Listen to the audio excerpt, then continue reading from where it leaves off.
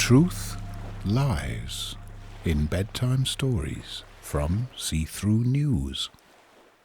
Series 7. Marcus and Jemima. How I Deal with People at Parties Who Assume I Have Children. By George Hinchliffe.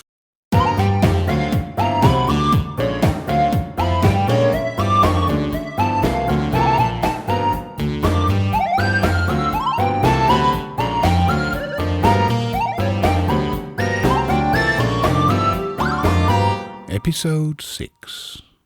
Behind the Words. There's a bigger issue here, isn't there, about truth and lies? When you described your original encounter with red-trousered Rupert, it could be argued that there was a greater truth being told in lying, and maybe the opposite is also true. Would you go along with that? Often the difference between truth and lies is something which could be discussed. People often gravitate towards something which has an emotional veracity, which might be different from objective truth. For example, if you say, how long is the coast of England?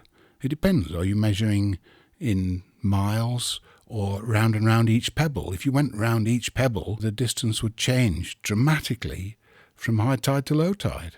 And I'm thinking about songs, for example. People relate to songs. You know, they say, I love you because you understand me. And of course, that's not really why people love each other. Maybe they've got a mutual admiration society going, or they need each other, and people choose to misunderstand each other or support each other or forgive each other. And those things are more important than actual real understanding. A very popular song has been I Did It My Way. And I think people warm to that song because they want to be able to say, I did it my way. Whereas in actual fact, most people didn't do it their way.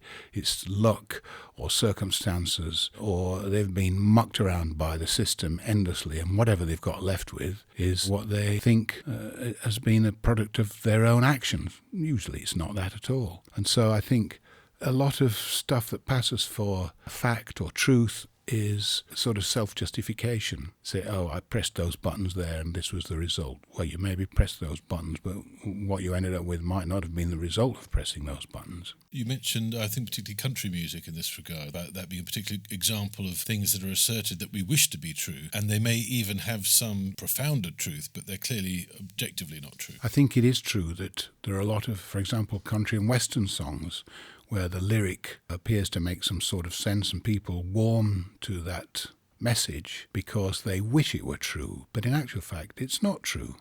It describes circumstances that they would prefer to be true. And indeed, lots of stories are like that. They're not telling what really happens, they're telling what we wish happened. Maybe just having a happy ending is the simplest version of one of those. Lots of stories don't really have happy endings, but we like the story about the happy ending.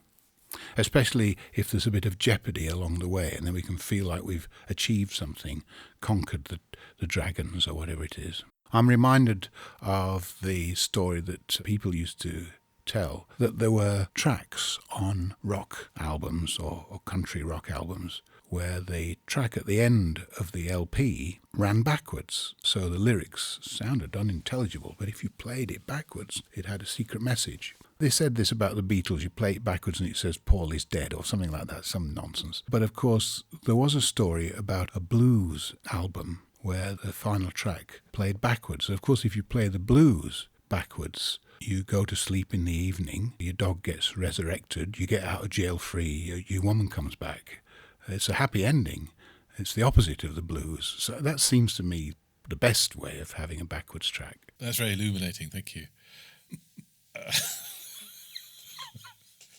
Why have we evolved to prefer stories to reality?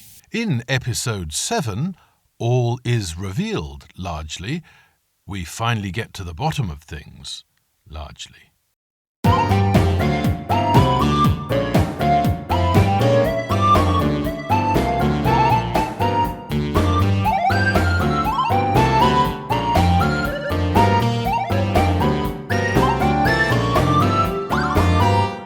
Marcus and Jemima was written by George Hinchliffe, who also composed the series' music.